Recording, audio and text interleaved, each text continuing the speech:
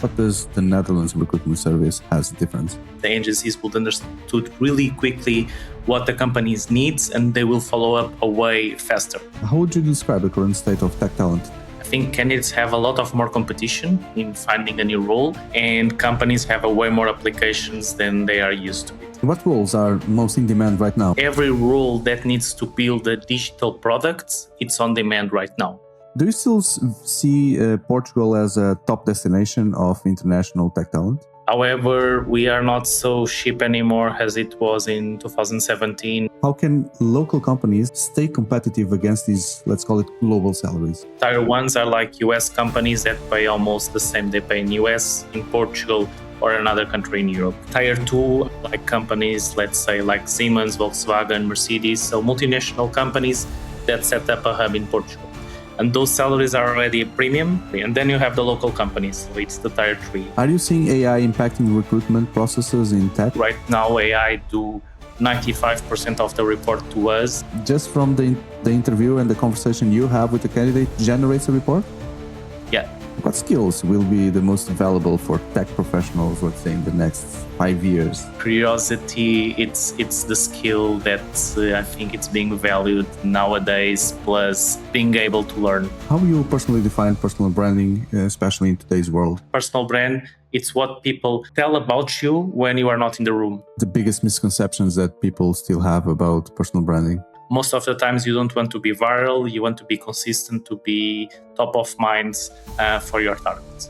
How do you find the perfect balance between the frequency of posting in order to work? Posting online is like going on the roulette without paying, that you can go viral or you can get a client and you don't pay anything for posting. It's just your time of creating the content. If you are able to keep creating content and post on a daily basis, the algorithm will not flag you as spammer, no? That never happened to me, and I post every day during the week. What will personal brand look like in 5 years? There will be more AI-driven content. People will get a bit tired of this, and they will value people that do it without it. Original content. Hello, Gonçalo. Thank you for joining the show today. Hi, João. Thanks a lot for inviting me. I appreciate the fact that we connected recently on HR Week and we had a chance to talk about the challenges and the things that the projects that you are doing at the moment. So for those that don't know you yet, Gonçalo, so you are the CEO of a recruitment company called Hiire, and you are also a LinkedIn top voice in the category of jobs and careers with 50,000 followers on LinkedIn. And this has helped you to create your personal brand within this area, but you're now also helping other people also to create their personal brands. So recruitment from one side, building personal brands from the other side. This is really two topics that are very close to my heart. So let's have this conversation today. Nice. That's why I also want to jump and come to this conversation. I already saw a few podcasts from you, so I think it makes a lot of sense for us to speak today. Thank you for that. Why don't we start from the recruitment, meaning that why don't we try to understand a bit your story from where you come from? I understand that within recruitment, you started on the agency side, like many other people, like myself including, and then you also moved to in-house, and now you're not the owner of an agency. So what's your story? Let me really go to the beginning of it, because sometimes before when I went to interviews, I always say that my career in recruitment started when I played Magic the Gathering, because Magic the Gathering, for the ones who knows, it's a very expensive game. At the time I was like 15, 16, so I had no cards, no money, but I had some friends. So I went to a lot of stores, created friends. So all my decks were landed by some friends. And that's how I started to network, to get the cards that I need to play. And I feel that my recruitment side really starts on those days when I was 15, 16, trying to get very expensive decks to play the games and the tournaments. I was quite successful on it. When I was 17, I won a junior championship, and I went to New York with my father, and then I went to Puerto Rico and to Rome also to play Magic. So it was a really nice opportunity, and I was like 18, 19. So it was a really nice experience, and I started to go abroad. That was something that I did for the first time in my life. Then I went to my studies. I went to study HR just because I had no clue of what I wanted. So I went to ISCP, study human resources, and after 3 years, I was in the job market and I built my first CV and started to send it to a lot of consulting companies. At the time, I had no clue what was an agency, but it was one to call me out, Elevus, and I did an internship there. But quickly, I moved to Jason Associates. That was really my recruitment school. I was there for 2 years doing recruitment executive search projects. And that really helped me to know what is an interview, how to manage expectations of people, how to deal with clients. And that was really my school. After that, I went to Fitzai, one of the unicorns in Portugal, and I was the second tech recruiter. So I learned a lot about how to hire engineers. Was it a unicorn already at the time? No, not yet. There was around 100 people. So I was really back in the days in an office in Lisbon. I helped them to open an office in Porto as well. So that was really a nice experience in terms of hiring for a startup at the time. I left before they become a unicorn because Mercedes invited me to open a tech hub in Lisbon. Right. When I started, was me and the CEO. When I left, was me, the CEO, 200 developers. I was managing a team in Germany. I helped them to open a hub in Singapore. So it gives me a lot of exposure in like 4 years of my life. Mhm. And it was there when I decided to leave because I was traveling a lot when I was at Mercedes. So I wanted to live abroad for a while to see what was the experience. And I chose Amsterdam to move. First, I went to Adyen, that is one of the big fintech companies in Amsterdam. Was a nice experience, but too big for me. There were more than 2,000 people, so I felt a number in such a big company. And I decided to move for a startup in Utrecht called Trengo, way smaller, also like less than 100 people at the time. I was a senior recruiter, was very nice, but after 9 months, I felt that I was doing the same thing all over again. And basically, I decided to open my own agency and travel Europe. So, in a nutshell, that is my career until I decided to open Hiire. Is there a difference from Hiire to any other agency? I know it's like virtual, you travel and it's not, there's no fixed location, but is there anything else different? Yeah, there is a few things that are different. First of all, I didn't want to open a recruitment agency. I wanted to open a recruitment school Recruitment school? Gonçalo. to teach other recruiters how to recruit. I felt Okay. that I was quite good at it, but I couldn't come up with a good business plan at the time. And I started to get requests for my previous CEOs and colleagues to help them with recruitment. And I looked at the market and I saw a lot of agencies had a bad connotation and they don't deliver a good service. That was what I remember when I was in house and was always that in Portugal. In Portugal, the service of agencies weren't very good.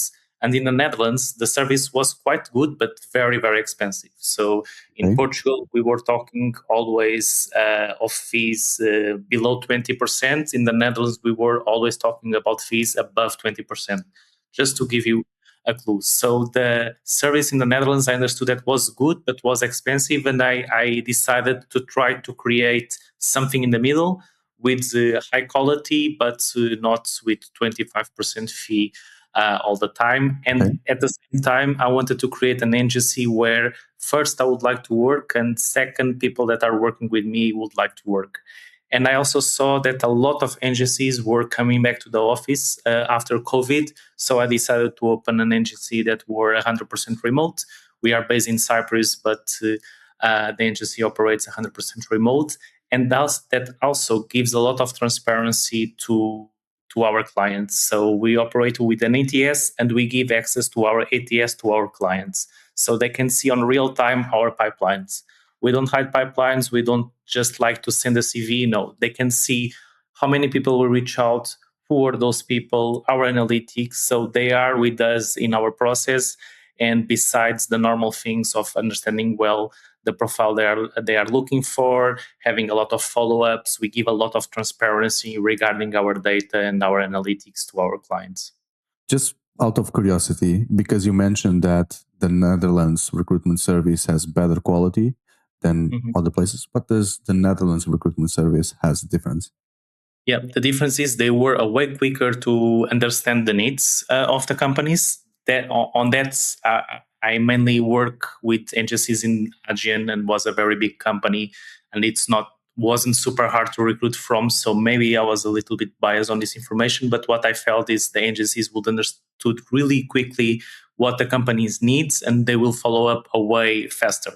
So in Portugal, will be normal to start with an agency, and after 2 or 3 weeks, they will send you the first short list, and they wouldn't say anything for the first 2 weeks. In the Netherlands, they will talk with you on a Monday, and on the Wednesday or Friday, you will have candidates. Okay. And if you don't follow up on that candidate on Friday, on Monday, you'll have a call from them.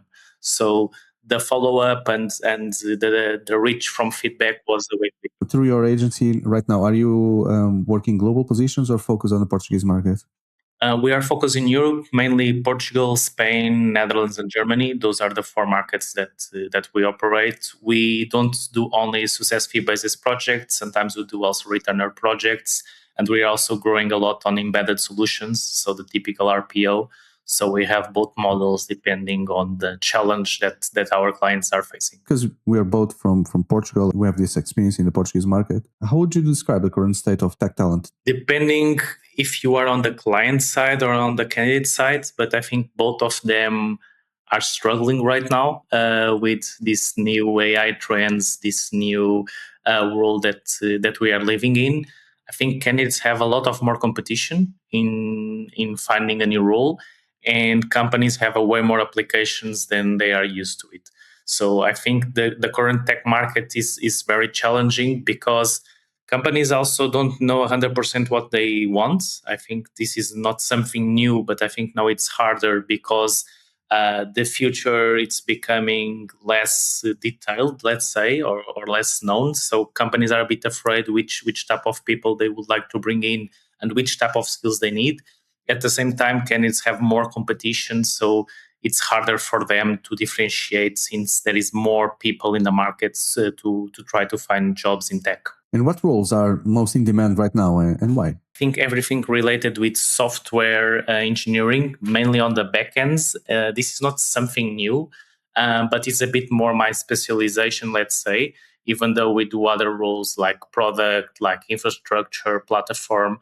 But I think every role that needs to build a digital product, it's on demand right now. And it's exactly because companies still need to build, still need coders, and more than coders, they need engineers. They need people that can think about the solutions, can use different tools, and people that are not afraid of testing like new tools and new solutions. So when I was at Mercedes, we needed Java developers. So if they were from C# or from other type of language, they wouldn't be the fit because the stack was Java. It was really hard to find someone without Java that could be a good backend developer at Mercedes. Nowadays, with my clients, and we have clients with the same backend needs, but if they know TypeScript, if they know Python, if they know C#, it doesn't matter so much. It's more the engineering skills they can bring and how they think and how they use new tools to do the work. Because it's Java today, who knows what is tomorrow, right? They need to adapt quickly and use other tools that probably they are not aware. Just doing one thing and stick with that, you really need to open your mind and try new things, and don't stick with the language that you are doing for the past 10 years. Mm-hmm. Do you still see Portugal as a top destination of international tech talent? So what I want to say with that, it like the demand didn't disappear. There is still tech hubs being open in Portugal quite a lot. However, we are not so cheap anymore as it was in 2017, and we grew as a market. So there is more product companies, there was more competition. So it's not so easy anymore to come to Portugal and build a tech hub of 100 people, and won't be has that cheap comparing with Berlin or London. It will be cheaper, but the differentiator factor shouldn't be price anymore. And that's something that I've been advocated for years because the salaries are getting closer and closer. But there is still demand because there is still a lot of quality on our engineers, and there is still a lot of, I would say, room to hire good engineers. And people speak good English as well, so Yeah, what I said to clients on that, we have like 7, 8 very good universities in a very small country. So there is a lot of quality there. And then we speak better English than our hermanos, the Spanish in the sides. We have a very good English on that. And we have a lot of people that went abroad that also want to come back to Portugal. We still have the good location, the good weather, the good time zone. So there is a lot of things that are really, really good. However, it's a small country, so it's impossible to have an unlimited supply of engineers, even though we have the 8, 9 good universities that I shared before. what are you hearing from clients? If not Portugal anymore, because of the reasons you described, where are companies trying to target to find this tech talent? We work a lot with companies in the Netherlands and Germany. Then they have branches or offices in Spain or Portugal. So those are two locations. But some companies, if they want cheap labor, they usually go to places like Egypt, Morocco, this type of countries, even though it's a very different culture and it's a very different type of structure in terms of employment. So if companies want to save money, they usually go there or go to places like Ukraine and Poland, even though those markets are already getting like more mature, like Portugal, they are still slightly cheaper in some cases. So I think the question is more like which type of markets do you have affinity with? Because for example, my clients in the Netherlands, they have a lot of affinity with Portugal. So it's very easy for them to set up a hub here because it's close, 3 hours flight. The level of English is very good. They have a good time here. So why taking like a flight of 5 hours, for example, to Morocco and then have a very different culture, even if it's like 10 or 20% cheaper, like what you'll pay on flights and time, you can gain back if you set up your hub in Portugal. So I'm a bit biased because I want that companies still set up their hubs here or in Spain because it's a market that we also know quite well. But there is cheaper markets if you want to go for the price, which in the long run can really hurt you if you don't have the right people in place. You mentioned that you are helping companies setting up tech hubs in different places, which includes Portugal. Along the years, many of these hubs have been set up, which makes that competition, and the salaries are not that cheap anymore because they are trying to, all of them, hire the same talent locally. But they still end up having like Portuguese salaries, because then there is the other phenomenon, which is a Silicon Valley company can hire an engineer living in Portugal and pay him an American salary, right? We know this happens. That's like living like a king, right? With an American salary and the cost of life of Portugal. How can local companies like the ones you help stay competitive against these, let's call it, global salaries? Yeah. So we help more companies on what I call a tier 2 usually, or tier 1. Let me explain a little bit what I want to mean with that. So tier 1s are like US companies that pay almost the same they pay in US, in Portugal, or another country in Europe. Then tier 2 are like companies, let's say like Siemens, Volkswagen, Mercedes, so multinational companies that set up a hub in Portugal. And those salaries are already a premium. Adjusted to the Portuguese reality, right? Exactly. And then you have the local companies. So it's the tier 3. We work away more with the tier 2 and tier 1 because basically they have more money, better conditions, and also more interesting projects.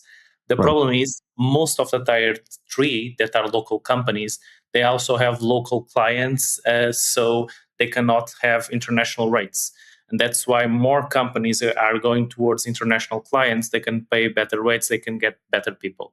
If you are a tier 3 company, you have local clients and you cannot pay higher rates, it's very hard for you to find the best talent. That's the reality, Gonçalo. There's no magic here. That's the reality. And then on the tier 2, you need to be creative on it, even though sometimes the salary is one of the factors, sometimes giving flexibility. Like if you are a 100% remote company, maybe you don't need to pay so well like a company that needs to go 5 times to the week to the office.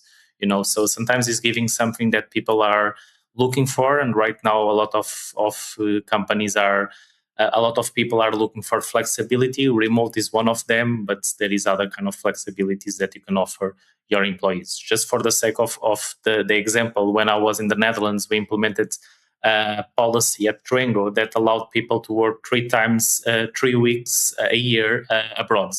So it was something that we had a lot of people that comes from relocations. They were not native in the Netherlands and they wanted to go to Christmas, for example, and spend time with their families without taking 3 weeks off. So we implemented that and we gave more flexibility to people, even though they needed to come to the office, I think, once or twice a week. They could do that once a year, and that was a competitive advantage if you are comparing with that type of companies. And at the time, Train was like a tier 2, but could challenge some internationals because we had policies that helped the people that already are from abroad to stay in the company. Are you seeing AI impacting recruitment processes in tech in any way? A lot. So since 2 years ago, we don't do reports anymore as we did before. So nowadays, I think the note takers, everyone has one already. And before, you needed to do the reports to our clients regarding the people that we want to present manually. Right now, AI do 95% of the report to us. And I think who still do reports manually is wasting a lot of time. Okay, interesting. This for like almost 2 years now. Just from the interview and the conversation you have with the candidate generates a report? Yeah, with two clicks. And it's branded with the company brand, everything. Yes, but then you need to review it. You can never trust AI completely, right? So that Yeah. needs to be humanized. But that saves a lot. Says a lot. There is still stuff that AI doesn't say, like your overall impression about the candidate. If they're a strong communicator, AI gives you a tip, but like the personal stuff, usually it's our recruiters to add on the report. Mm-hmm. But the stuff like their experience, their motivation, their logistic part, it's all done by AI right now. You just need to ask during the interview, and then AI listens and understands, okay, this is the motivation question. So it's motivation. Yeah. That's it. Exactly. Is there a tool that you use, or is it proprietary technology? No, it's a tool that we use called MetaView. It's super known right now in the market, and so far it's the best note taker that we found. We tested several of them, and MetaView it's a quite interesting option nowadays. And that was the first tool that we implemented with AI that really helped us to save, I would say, easily 10 to 15 minutes per candidate that we introduce. Thanks for the recommendation. Yeah, I'm not sponsored by them, but feel free to use it, and I think you won't regret it if you want a good note taker. Looking into the future, then, what skills will be the most valuable for tech professionals, let's say, in the next 5 years, if you can, Gonçalo? Yeah, I have no idea. I will just say that curiosity, it's the skill that I think it's being valued nowadays, plus being able to learn. I think those being curious and being able to learn new stuff, it's the skill that will guarantee you a job in 5 years, not only in tech, but in any field at the moment. This can be something that it's not new. I think we always talked about it, but it's more real right now with AI, because everyone can build an app right now and can build like an app that works for you. Maybe not for many people, but at least will work for you if you spend a couple of hours. So everyone can have this skill of building a small app. So the more you learn, and the better and the faster you learn, the more valuable you can be for the job market. Today, if you have the intellectual curiosity, which I think it was what you were mentioning, intellectual curiosity and the drive, and you invest enough time, I think everyone can do whatever they want with AI, right? Yeah, exactly. Yeah. You just need to have the drive to do it. Find the drive. Like you found in your areas, right? To implement those things and create those projects. Yeah. Sometimes finding that drive might be the difficult part, but for some people, you either have or not, right? So if you don't have the drive, maybe you just need to stick with traditional careers or conservative jobs, right? But if you have the drive, at the moment, you have all the tools around you to achieve higher. Yeah, right. Yeah, exactly. Maybe it's what you did as well with the personal branding side, and I'll take the chance to take the opportunity to change the topics here. Because as we mentioned in the beginning, you end up becoming this top voice on LinkedIn, right? and creating your personal brand, and through the process also helping other people also to improve or create their personal brands. So as a baseline, Gonçalo, what do you do exactly on the personal branding side with other people? In 2020, we had a lot of free time during COVID, and I saw TikTok growing. So I decided to record myself with my phone and do a couple of videos. And like the second one did 30,000 views. And I was like, there is something here. So I decided to post on TikTok videos, some Not dancing. dancing. Some of them were a bit silly, but most of them were bringing knowledge about interviews, about how to do a CV, about how to do your LinkedIn profile. So that's how I started on LinkedIn. And then, more or less at the same time, I was listening to a guy called Gary Vee. It's a marketing expert in the United States. And he was like, I was hearing his podcast, and every time he was like, you need to post on LinkedIn and you need to post on TikTok. So basically, during 6 months, I was hearing him. I started to post on TikTok, and I was already posting from time to time on LinkedIn, but not seriously. And I decided in 2020 also to start to do some content there, basically taking what I was saying in the videos in a written form.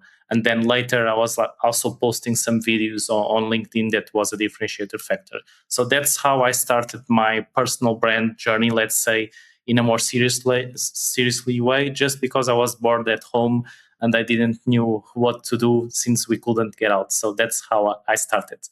And then this was even before I opened my business. So I opened my business in 2022 and I started this in 2020. So when I opened my business, people already knew me from LinkedIn and some of them from TikTok because I post quite a lot. So that's how I was a bit more courage to open my business because I already had a following, let's say, on LinkedIn. And then I grew on LinkedIn quite quickly in 2023. LinkedIn attributed me the top voice badge on jobs and careers. And I started to be invited to some events to talk about personal brand for recruiters. And that's on the events where I try to show what posting brought to my life.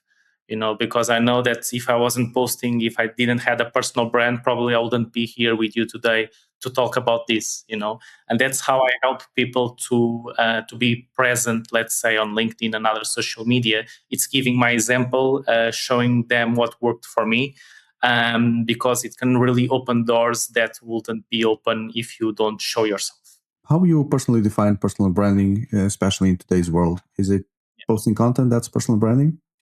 No, it's a way more than that. So I really believe that everyone has their own personal brand. If it's good or bad, that really depends on you. But everyone that has a social media profile nowadays, they have a personal brand. They are out there. Even if they don't post, their personal brand is someone that doesn't post, okay, that is not active. That can be a personal brand, someone that doesn't post on whatever channel it is. Right. So, and I really believe personal brand, it's what people tell about you when you are not in the room. And I think if you have a social media profile, you have a personal brand, even if you don't want to. For someone to be able to talk about you when you're not in the room, that person has had to perceive what you are before that, right? So where that first impression is created. That first impression can be created in many ways. It can be a post that you do on LinkedIn, can be a conversation that you have on the cafe in your home. So it's not only online, it's not only social media, but it's also the impact of you on others. So there is plumbers, they work and maybe they don't have a website, but they have a personal brand because they are being constantly referred to do works or to do jobs. So they have a personal brand even sometimes even if they don't have a social media. Okay. So it's more that impression and that impact that you create being face to face or being online. So I think people sometimes forget that because we met on the event, and I think the relationships go stronger when people are together face to face. But still, sometimes the first door it's online with a LinkedIn message or a Instagram DM.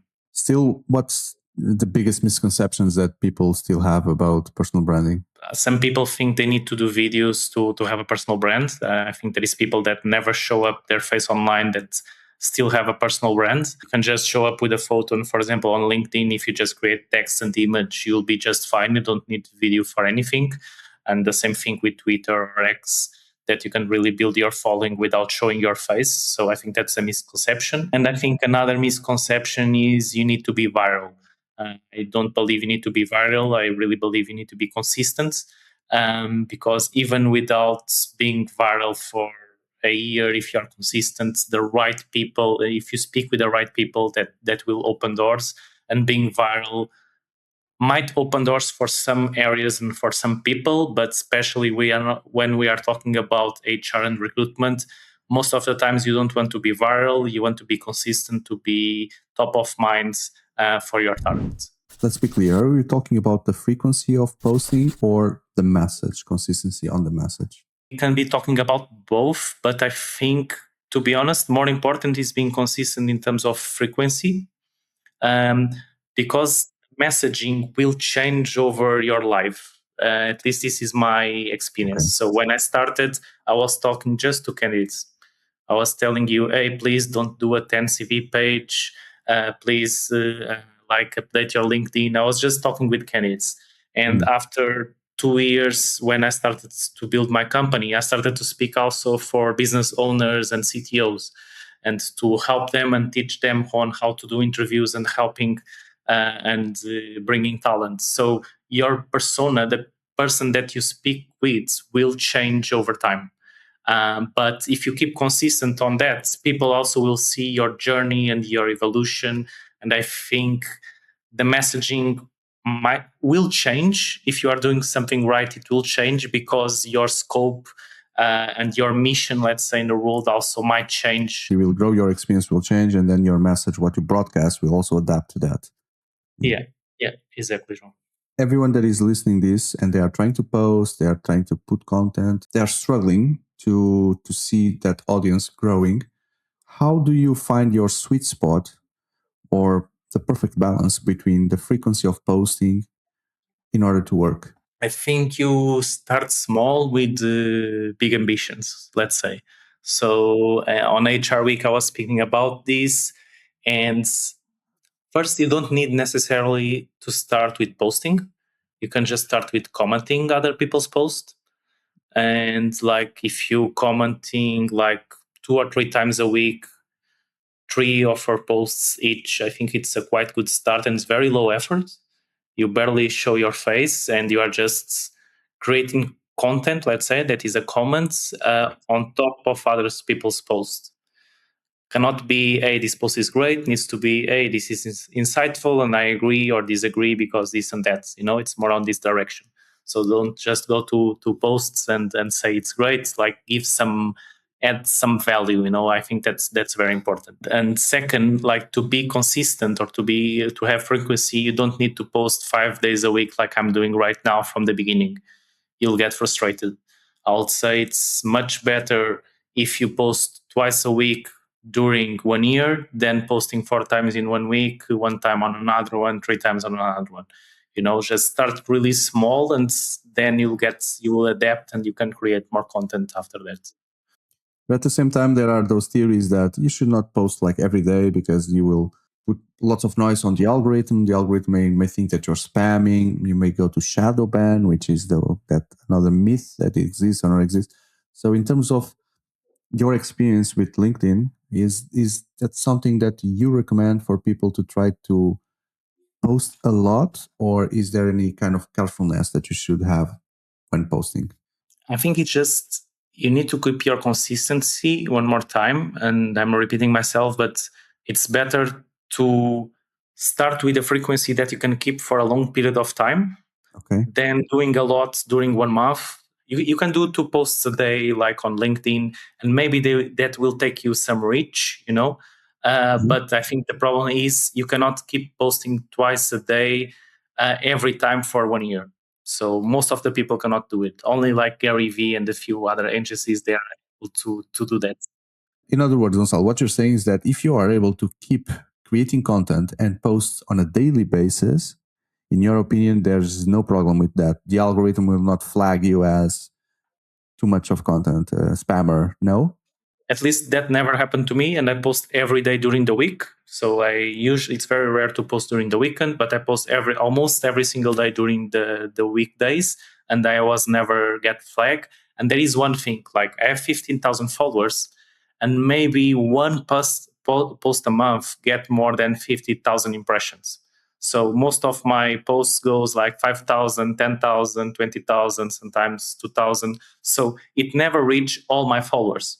And I know that the post will also reach people that are not following me.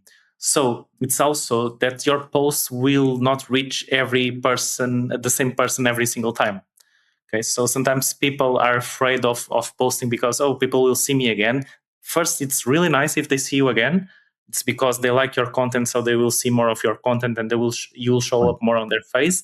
And probably you won't reach out to the same people 2 days straight because there is a lot of content on LinkedIn and other platforms. So the more you post, the more opportunities you have. I think this is like playing in a roulette without paying. I think there is a saying online like this, like posting online is like going on a roulette without paying, that you can go viral or you can get a client and you don't pay anything for posting. It's just your time of creating the content.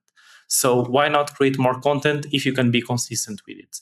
So I think being flagged, I think, will be very rare. You won't be able to do as much content to be flagged. And I think if you are consistent, you can really get what you want from having a personal Mhm. brand and from having content. We are all hostages of the algorithm, right? So you put the content on the hands of the algorithm and he decides who should receive it, how many people. So that's what you're really trying to fight against, right? It's to convince that algorithm that your content is worth enough for him to spread. Yeah, yeah, exactly. And the better the content is, the more people will see it. But you never know what, especially in the beginning, you'll never know what quality really is. And what you can really control on the content is the quantity that you do. Okay, of course that you have Mhm. some variables to the quality of it, but if you have quantity, you'll reach out quality for sure. If you just have quality, probably the quality, a very good video for you is not a very good video for your followers. So the more you do, I think the more feedback you get, the better chances you get. What will personal brand look like in 5 years? Are you able to see that far? No, I think it's a good question, but I think it's really hard to talk about what a personal brand will look like in 5 years because a lot of is changing. I see a lot of people commenting with the help of ChatGPT. I see a lot of postings also being written with the help of AI. And I think that type of content will increase. That's one thing that I'm pretty sure there will be more AI driven content. We already see like image being done with AI and this kind of things. So AI will Mm-hmm. be a trend in 5 years. I think everyone will have AI on their sites to build content. But I also believe that having genuine content will prevail because people will get a bit tired of this AI image sooner or later and this AI type of writing. Then they will value people that do it without it. Original content, genuine content. Yeah. Even though to scale it's like I have a Notion page with the AI ideas to help me to produce my content, you know. I think on the production side it can really takes you a lot of heavy work, but there is creativity and situations that happen with you that you need to do it without it. Everyone that comes into the show, I like to ask in the end if they could recommend someone that could be an interesting next guest, someone with an interesting project or an interesting profile. Who would you like to recommend? Mm, And take your time. I'll do it yeah. later if needed. On the HR space or outside of it? Could be outside, but it really needs to make some sense, right? Yeah, yeah. I think there is a very good friend of mine, Miguel Marques. He's the owner of Remote Crew. We are like competitors, but more than that, we collaborate and we help each other to grow our companies. And I think he's testing a lot of things with Claude. He's playing a lot with it. So I think he can bring interesting view, not on the personal brand side. It's not his thing. Sorry, he's the guy that doesn't like to show up, but much more on building the frameworks to hire. I think he's a very good person on it. I hope you will want to show up at least on this conversation, on a conversation like this. But I'll make him show up. No worries. thank you for the recommendation, challenge accepted. And thank you as well for everything that you share with us today. I'm sure that everyone that is interested in these topics probably are also already producing some kind of content, working on a personal brand. And definitely they will take the positive and the impactful things that you shared with us today. And by the way, in the video description, there's a link for Gonçalo's profile. So if you want to connect with Gonçalo, add a following to its 50,000 already, feel free to do, connect, and let's see where that conversation takes you all. Okay. Gonçalo, thank you very much. Cool. Thanks a lot. It was a pleasure to be here. Very interesting questions. Keep doing the show. It's really nice. And best of luck for the future. Thank you. Goodbye.